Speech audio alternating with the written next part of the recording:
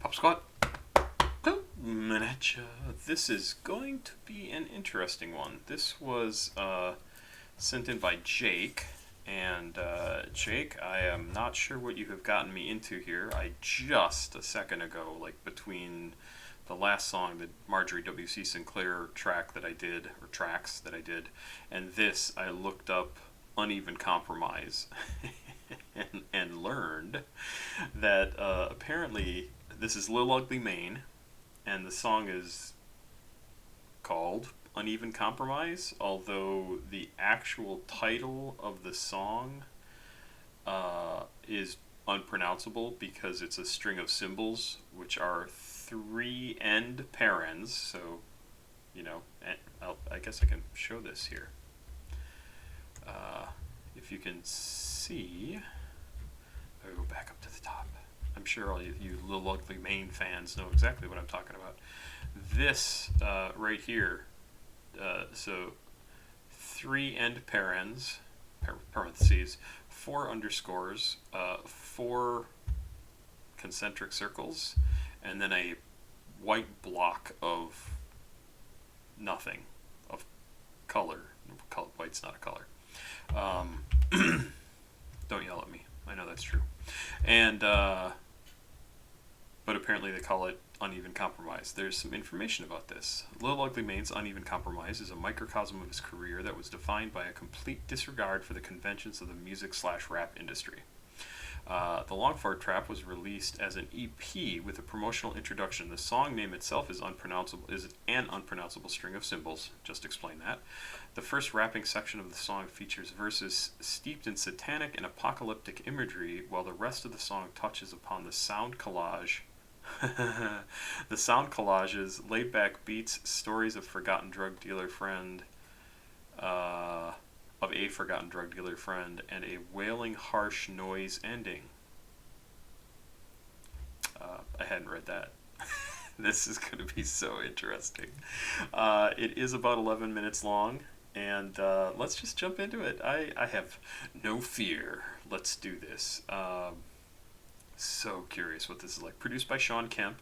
Came out in 2012. Okay, that's new. Well, it's not new. I mean, I didn't know that. Rap, hardcore hip-hop, Memphis, and experimental hip-hop. I'm down. It's going to take a while. I don't know how much I'm going to have to say about this because I don't know exactly. I guess there's a fair number of lyrics here, so we'll see what we think. I am very curious. Lil Ugly Mane, Uneven Compromise.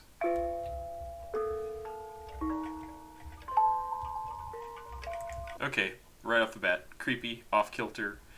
It's those sounds that you would hear in a horror movie to make you go, yeah, it's creepy, I don't like it. You're like in a spooky attic or some weird, trapped in a strange oddities shop after hours, and you're looking around and you bump into something and it starts making that noise, and you're like, oh yeah, okay, I'm just gonna get killed now. That's what this whole setup is.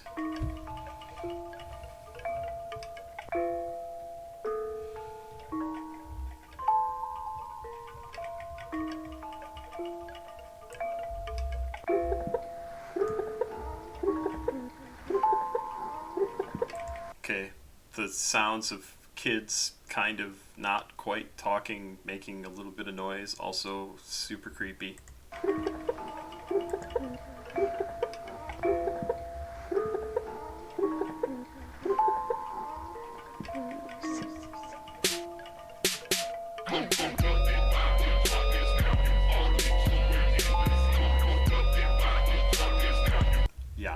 Yeah, love that. Absolutely love it.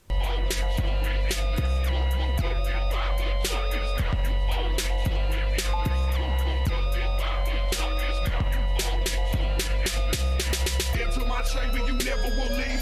Fierce everybody's will cover the streets. Satanic prophecies, Christian hypocrisy bury me deep in the filthy disease. Open my mind and then hammer it close. Into the darkness, I'm strangled and choked. Tracing the patterns and numbers and smoke. Blood on my dagger from enemies' throats. Crucified ghosts in the frozen abyss. Oceans of planets in total eclipse. Nowhere I wander, wherever I drift. Using the razor to open my wrist. My body is vacant, my soul is enslaved to a hatred and agent and Canaanites. Ladder of Jacob, the devil awakened in hell I created, I pray tonight.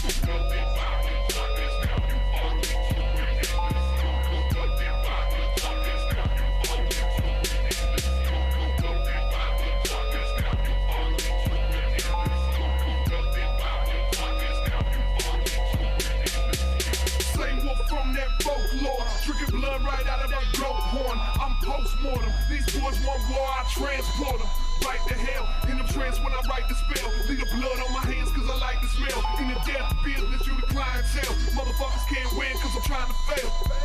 Flesh is the fabric that covers my robes. Blood is the matter that filter my... Oh, that is a really good line. Flesh is the fabric that covers my robes. Love it. I thought he was going to say something about flesh is the fabric that covers my bones or something like that, but it's still really good. And that whole idea is just percolating in my head now. It's just a great line. Nothing but shadows, I'm waiting alone. Deep in my coffin, I call it my home. Cowering and broken, I'm a victim of my evil deeds, but I don't need your sympathy. I'm comfortable in misery.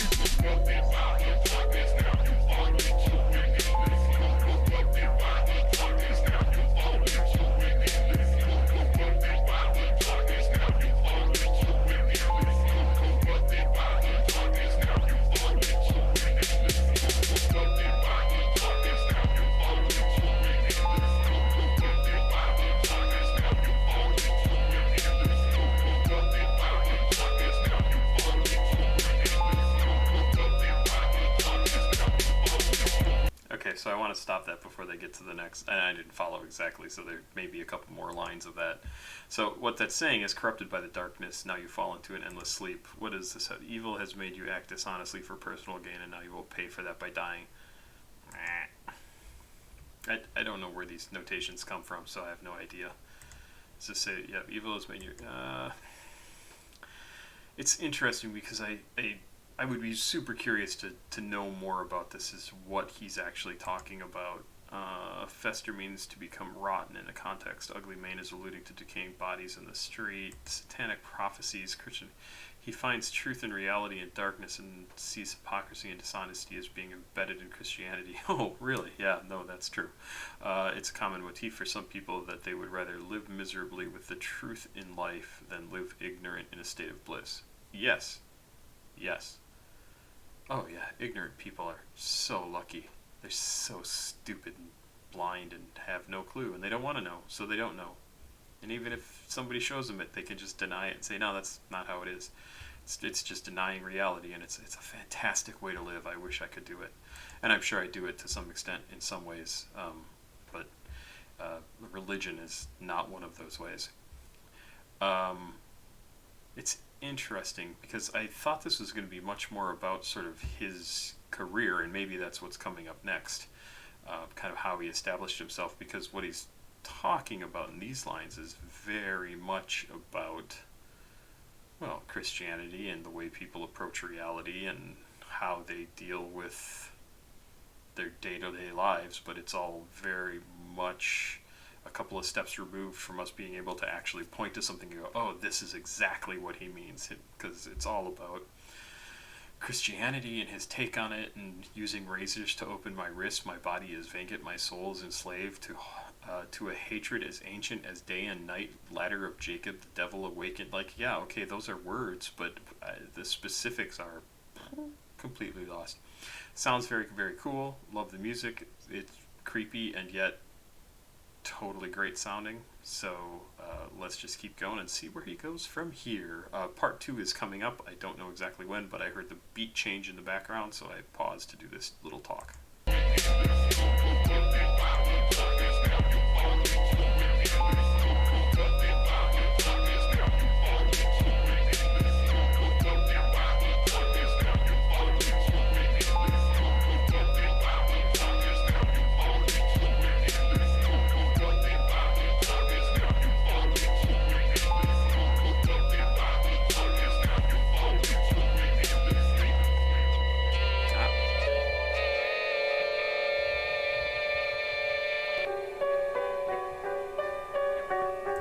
Still super creepy horror music, piano, ding ding ding ding ding ding ding ding.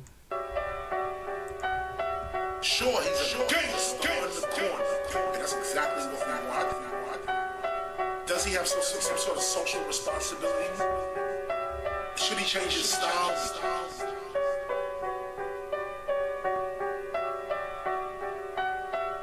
We are just the painting. We are the canvas. We are the artwork. When we look at it in the broader scheme of things, when people begin to see. I love the way this section sounds. It really reminds me of the Avalanches. Darker than what the Avalanches does, but really fits into that style, and I love their music, so I'm loving this right now. In fact, I'm going to back up a little bit because that was awesome.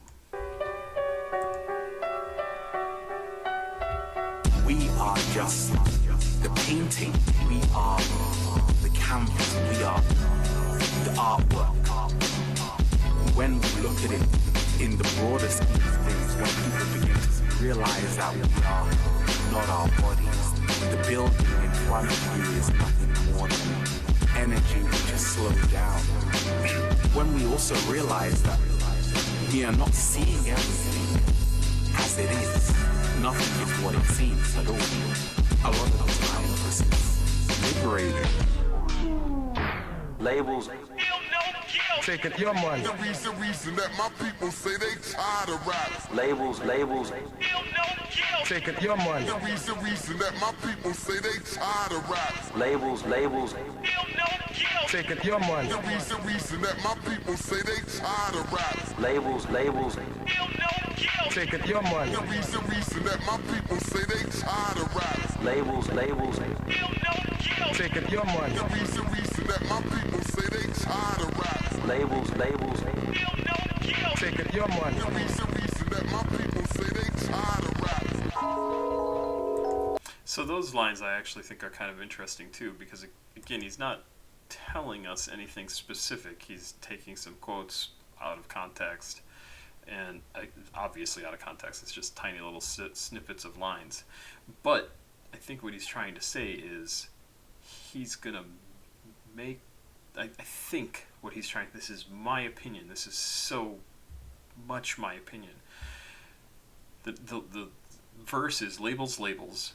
I take that as like the labels of music, like the genres of music that people put on things, that especially the music industry, because I know this is kind of about him coming up and ignoring everything about the music industry and doing what he wanted to do anyway, and ignoring everything about how to make it in the music industry, because who cares about the music industry, right? He just wanted to make music.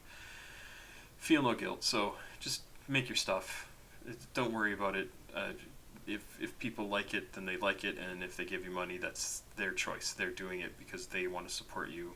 Taking your money, again, there's taking your money. They're going to give you money, and the reason my people say they tired of rap is because it's been commodified so much. It has become a commodity. It is traded. It is.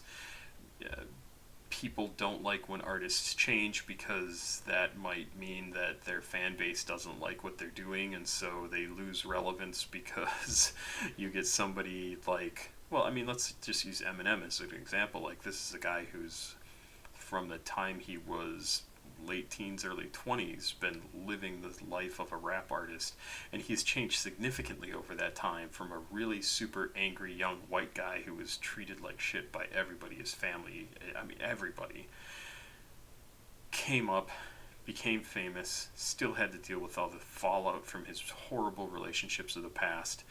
Maybe horrible isn't the best word, bad relationships of the past, and trying to come to grips with all of that and grow up as a human being, as a young man, trying to figure out how to get by in the world, and then going into rehab, coming out again. I don't know if he fell back into drugs at any point, but he still is relevant, but he's not the same guy he was when he started, and he wasn't even 5 years after he started. Everything changed, and so he has been able to maintain his popularity because he is an incredibly talented artist. But I'm sure the record labels weren't like excited to see him go into rehab, even if it would mean better things for him in his life, because it means everybody who's young and living the partying lifestyle is going to look at him and go, why in the hell are you doing that? Like, that's not my life. That's not what I'm experiencing. I'm back 4 or 5 albums of yours. Like, I'm still in the let's have a good time stage, and you're in the hey, I've got a teenage, now 20-something-year-old daughter stage. Those are very different points in a person's life. So anyway, that's what I read into just these 4 lines. He's just saying, like, the reason people are tired of rap is because it's so much of a commodity. They don't want it to change. They don't want it to be different. Nobody wants to push the envelope. They want to make good music. They want it to be interesting. They want party music. But that's not what Little Ugly Mane wanted to make. Again, my opinion, I'm reading this into 20 words. That's what I get out of it. Let's keep going. Mr. Rogers' Neighborhood.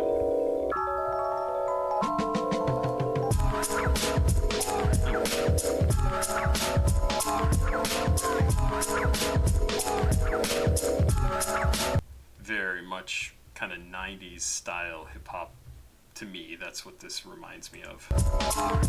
Hey yo, I saw my man the other day, say he need a handout. Said he had some live and some boy, but it ran out. His partner had a number, but connections didn't pan out. And every other road he got is looking like the same route. Told him he could blame it on the cocaine drought. Since them boys got arraigned and all them names came out. And I don't know nobody dealing. Sitting on the steps by the library building. Busted him a short, then I asked about his children. Told me he ain't see him since they mama tried to kill him. Laughed and told the homie I forgot about that shit. Caught you with the crib rolling off in a fat bitch. Tried to pull the heater, but you hit her with the mattress and jumped out the window butt naked. It was classic. I paused cause my homie wasn't laughing with me. So I tried to switch the topic up casually. He asked Okay. If you didn't follow the lyrics, he runs into his friend, asks him how he's doing, and what was he blame it on him. But the library building busted him short, and I asked him how about his children. He told me he hasn't seen him since his mother tried to kill him. I laughed and told the homie I forgot about that. She caught you in the crib rolling off that fat bitch. Tried to pull the heater on you, but you hit her with the mattress and jumped out the window butt naked. It was classic, so he's laughing about this. I paused because my homie wasn't laughing with me, so I tried to switch up the topic casually. Like, oh, yeah, okay, you don't want to talk about that. tail smoking through his hat in the street. Said player, I don't understand what happened to me. Remember how I used to live extravagantly? White jeans scuffed free with immaculate steeds. Stacked jeans, top keys like they was practically free. Now I'm scrambling the streets in this raggedy tee. I was puzzled by his feelings of inadequacy. Then I saw the track mark when he pulled back on his sleeve. Yeah, my homie got a habit it seems. Sad cause I kinda wanna dap him and leave. But I've been down the same road so I put it on Front Street. Then he stepped back like he wanted to punch me. Told him sit down, it's been a minute since we hung out. Apologize for bringing up the fact that he was strung out. Caught me off guard and I know that life hard. But I really hate to see the homie in the graveyard. Cause all I wanna do is see my people live large. I always try to see my people better than they are. He told me he'd clean up, said it was a promise. Looked me in my eyes to imply that he was honest. But I know that I would lie too back when I was on it. So even when I nodded, I was feeling broken hearted. He the homie though regardless. So I know I gotta trust him. Told him I won't bring it up in any more discussions. And I hit him with some ones, probably about a dozen. He told me he was staying with his auntie and his cousin. But I saw the bitch later and she told me that he wasn't. Told me if she saw him, she would snitch him to the government. Said he on some foul shit, she ain't even love him. I was bugging, I know he on the needle, how she talking hopeless. Told me that he was evil, he didn't have emotions. Said he found his babies with their throat slit and he the culprit. I'm like, oh shit, step back. How she go against blood like that? That's the homie from the way back. Looking at the stars, what the fuck can make you say that? Nah, love, I can't even play that. It's hard to light a smoke when you trying to breathe. Cause deep down I know she ain't lying to me. Cause deep down I know she ain't lying to me. Cause deep down I know she ain't lying to me. Hey yo, your homeboy Jay. What an absolutely amazing storyteller. Again, if you're not following along, meets his friend on the street, they have that conversation. he thinks his friend's gonna hit him. He's like, dude, sorry. Let's just talk. You're my friend. You know, haven't seen you in a long time. I understand you've had a hard time. He notices the guy's got tracks on his arms, and he's like, yep, I've been down that road before, but too, I know exactly what you're going through. The friend tells him, yeah, I'm going to clean up, I'm going to get better, I'm living with my sister and aunt or something like that. But then he runs into one of the women, and she's like, no, I'd kill that bastard and turn him into the government if I saw him, because he apparently killed his kids. That's what I get from the story. It's first read of the lyrics, and the guy just can't believe, Little Ugly Mane can't believe it. He's like, whoa, this is like my friend from way back, like how is this for real? But I know she's not lying to me, like this is her family, she's telling me the truth. It's the guy who's, you know, strung out, who's not telling the truth or not able to deal with the truth of the situation. Whoa. Sometimes, and yo, the thoughts rearrange in they brain sometimes. Too hard dealing with the pain sometimes, but you gotta let go, you can't save their lives. Your homeboys change sometimes, the thoughts rearrange in they brain sometimes. It's too hard dealing with the pain sometimes, but you gotta let go, you can't save their lives. So this part is interesting. This is, Ayo, your homeboys change sometimes. Ayo, the thoughts rearrange in their brains sometimes. It's hard dealing with the pain sometimes. You gotta let go. You can't save their lives. And he repeats that. And in some ways that's very true, right? You can't save everybody, and you can't save people who don't want to be saved. But they are the same people, even if they've changed over time and they're a very different person. I know that doesn't really make sense, but I think you know what I'm talking about. You are not the same person you were when you were 10 years old. You have changed, and yet you are still the same person. So all that stuff that is part of you is still part of you. And nobody thinks they're going to live a life that they're going to end up strung out on drugs. Like, nobody starts off like, oh yeah, that's what I want to do. And they get there because they make choices in their life where it's like, oh, you know, I'm just having a good time, I'm out having fun, or I need something to distract me from the pain in my life, the crap that's going on. I just don't want to feel it. I don't want to feel it right now. And then that right now turns into always. But that person is still inside there, and that's the really sad thing. I mean, that's the really horrible part of, I mean, and I am alcoholic, and even when I was, it's such a weird thing to talk about, even when I was at my worst, I knew I needed to stop, but I couldn't stop because I was so afraid of the effects of stopping, and the fact that I wouldn't be able to distract myself anymore from thinking about the things that I didn't want to think about. And so all these people who, like his friend here, doesn't want to think about the stuff that's happened because he didn't care about the consequences of what he was doing, or because he wasn't even conscious of what he was doing when he was strung out or super hopped up, high, whatever. Because how do you deal with that? How do you make peace with that? It's just, yeah, I mean, maybe it's better to just obliterate your brain to not have to deal with the crap that you've done when your brain was not working correctly because you were super messed up. It's crazy. I mean, it's really not, I mean, it's super good song. It is a good song. It sounds good. I like the way it sounds. Do I want to download it and listen to it a bunch? No, I really don't. It's really much too heavy and much too much going on. But I think it's good to like process these thoughts and think about this stuff and know that stupid choices you make right now in your life could end up fucking you over for the rest of your days. And that is no joke, and people do not think about it that way, because most likely the stuff you do is not going to kill you. 90% of people in the world do not die of the stupid decisions they make. Maybe 90%, I don't know, I'm just making up a number. Most of us live through our terrible mistakes, so try not to make such terrible mistakes that you can never recover from them, because you're probably going to live, and then you constantly have to deal with the bullshit left over from those really bad mistakes. Anyway, fun song. Let's get to the noise exit of the song, which I think is the next couple of minutes. This will be fun.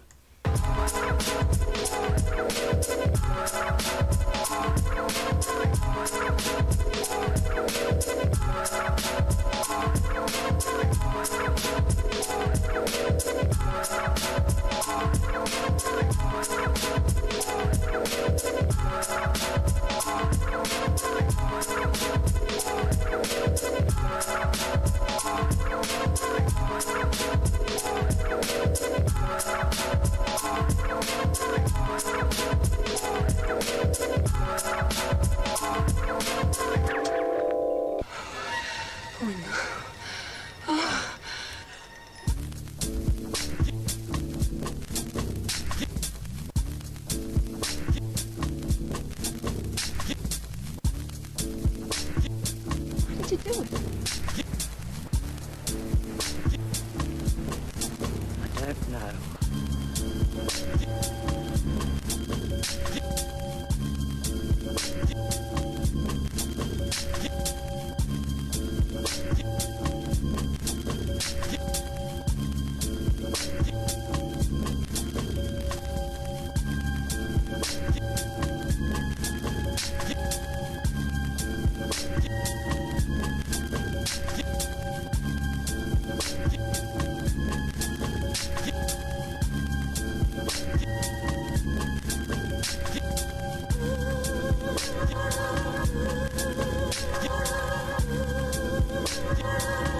Okay, so this is more interesting than I would have thought.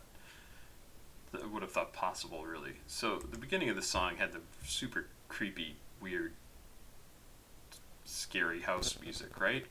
And now we get to the end, and this is, I think, going to kind of play us out to the rest of the song. And the music is pleasant. Obviously, it's still a bunch of samples kind of layered over each other, repeating, things like that, but it's not creepy. And what this makes me think of is he's telling us about all the Christian stuff in the beginning and like dealing with the hypocrisy of Christianity from his perspective, right? And how he wants to deal with life instead of how maybe he was brought up to look at the world, and how he rejects that, and then how he sort of made his music, lived his life, made his mistakes, deals with seeing an old friend who maybe he could have been that guy if things had gone much more poorly for him, and then thinks about like you can't save all your friends, your homeboys change sometimes, the thoughts rearrange in their brain sometimes, it's too hard dealing with that pain sometimes, but you gotta let go, you can't save their lives. And then it seems like at the end, this music reminds me of the sorts of music that you would have heard, or he would have heard, I don't know, back when he was a kid, like the stuff that would have been in movies or on some radio stations and things like that, because it's not modern music. And it's almost like he's reminiscing on when things were simpler, but he's using music to do that.